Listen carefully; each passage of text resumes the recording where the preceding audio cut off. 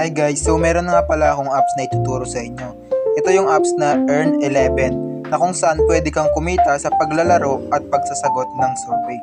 So makikita nyo dito guys, meron sila ditong offer na playtime na kung saan pwede kang kumita sa paglalaro at gagawa ka lamang ng task.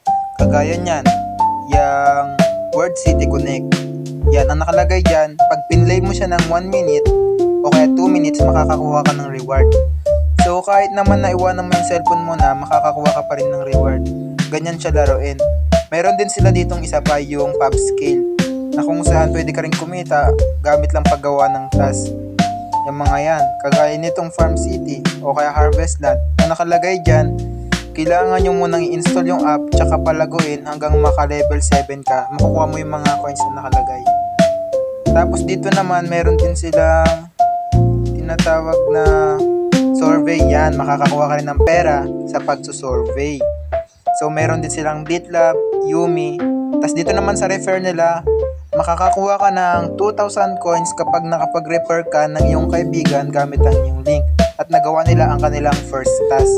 So madali lang naman mag-task dito. Pumunta lang kayo sa mga yan. At meron din silang free bonus na quick task kagaya ng get 10 pesos sa pag-join nila sa YouTube, Telegram, WhatsApp. At yung predict win, meron din sila dyan. So dito nga pala, ang payout method natin is PayPal o kaya Binance USDT dahil tayo nasa Pilipinas. So yung 8,000 coins nila is equivalent to $1 or 50 pesos. Ang 24,000 naman is equivalent of 3 pesos. So madali lang sila kumita. Madali lang kumita dito dahil nababa lang ng payout nila.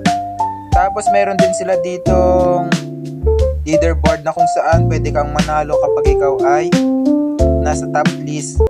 Yan. May plus 500.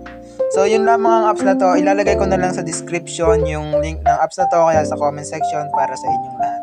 Thank you.